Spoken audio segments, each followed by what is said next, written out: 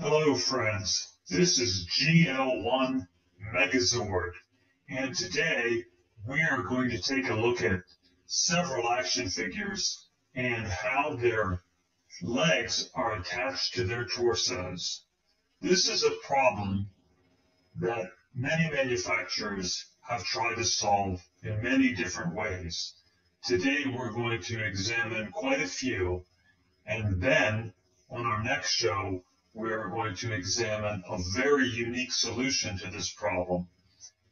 So get ready for GL-1 Megazord's first show.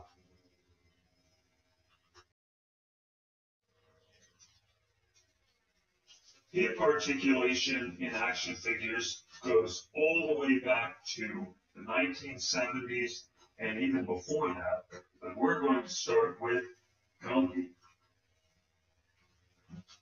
Gumby from the 1970s. A soft, flexible plastic,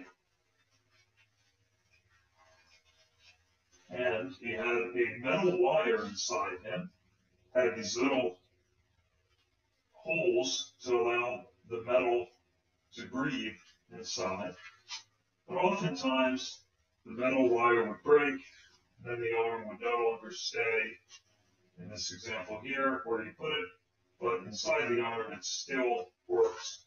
The more you bend it, the more likely you are to eventually break that wire. But that's Gumby for you. And when I was not a Megazord and a little kid, I liked to chew on the corner of his head. This one is the one I did not chew on. Hulk action figures do a great job of showing how articulation in the hips has changed over time. Right here, we have a 1993 She-Hulk. You can see the hips just go in one direction, like this. You can see that the glute and hamstring are somewhat connected. Here, you have that movement.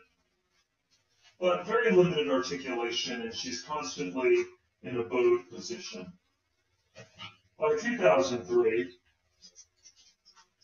Toy Biz tried a couple different designs for their Hulk figures. One, you have the round ball joint, and you have the rotating quadricep hamstring joint. But as you can see, it's a very obvious joint that, just from an attractive standpoint, is not realistic. They also tried, in the Gray Hulk, when he worked for the Magia, this hip design. Some Marvel fans, I remember, were upset about this because this is actually a DC action figure design to have the double joints like that, and you get a much bigger gap. So, though it's very functional and moving, you see there's all kinds of gaps. So, again, from an attractive standpoint, it's not quite realistic.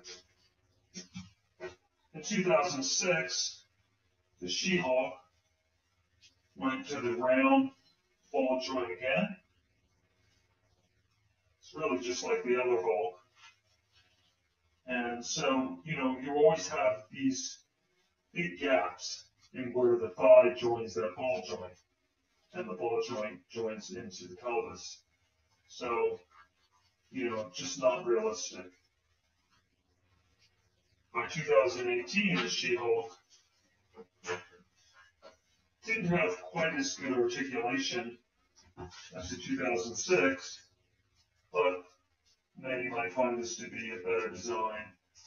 You still have a little bit of gapping, but not too bad. And you can see much more realistic. You sort of have how the glute connects into the thigh there, somewhat, realistically. If we go to 1987, He-Man figure. This is a He-Man figure that does not have the rubber band holding the legs on. It actually has sort of a piece of plastic. You can see you have, the hamstring into this round ball here. Just somewhat realistic and limited in its articulation, but not too bad. Here's a 2003 He-Man figure. You have lateral motion, but again, you have that gap. You see, so you have a lot of gap in how the leg joins into the pelvis. So it really doesn't matter the year, it really is the design, because you can go all the way back to 2003 Hulks and see the same sophisticated designs that are done even today. All right, so here's a 2016 Batman, and very little articulation, just back and forth. You know, and then the thighs are kind of far apart, you know, not realistic. And then here's a DC Direct figure of Robin. And you have, again, this is a DC joint that they gave the Hulk. You can see it's the same kind of joint. And you have the big thigh gap. And then the gap in the legs. You see it there. McFarlane Toys has the DC action figure contract, and then you have the Peacemaker here. And you can see from the front and side and back, it's pretty realistic. You can see how the glute connects into the leg underneath the glute here on top. Now this is a soft, flexible plastic, so that's kind of an evolution of what they had going on there.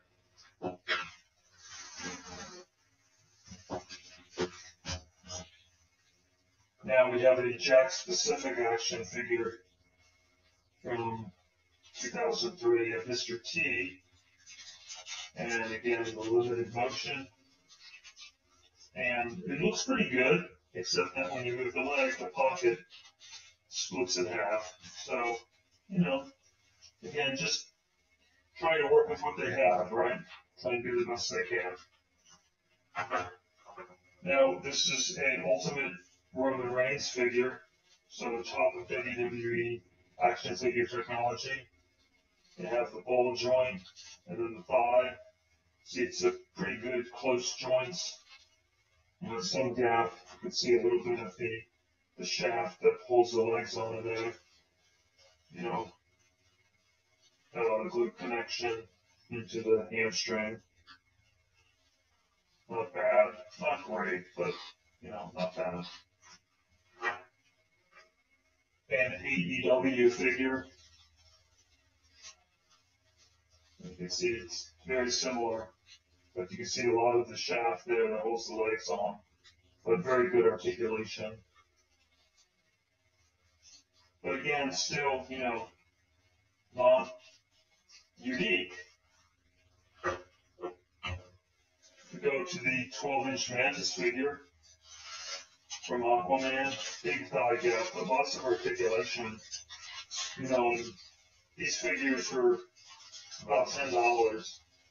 They have shoulder articulation too, and elbows and wrists. Much better than what you get with the Marvel toys of the same ilk, the same kind of plastic figure, but they don't have any of this hip articulation and no elbows and knees. I don't know why anybody would buy them really. They cost about the same or more, and just really inferior product. Here is a custom monster hide that I made. Now, you can see you have sort of a rounded joint that attaches to the pelvis, a little bit of the gap there. You can see how the glute and the hamstrings are one piece. And then when you rotate that, you sort of see how the glute moves in with the pelvis. So, you know, not bad for realism. Another figure that does a good job is this is a Barbie head, but I put it on a WWE 12-inch action figure body, and it's similar to the Monster High design, actually. You have the glute that is connected into the thigh, and, you know, not a whole lot of, you have the gap in the joint here, but not severe. You know, you got a pretty realistic human figure there. And we're going to compare that with the Barbie figure. This is very typical of Barbie figures in the past and even now. This is actually a WWE, one of the Bellas, head on a Barbie dancing body, and you can see the gap, in the thigh. You can actually rotate the leg in and out, which is kind of cool. But, you see a lot of spacing, no one's thighs do that on the front or the back. So these are some of the problems and solutions that manufacturers have had over the years. But we're going to now look at something very unique that I bought on a lark just to try it out, and I was very impressed with their hip glute joint solution. And we will be looking at that next.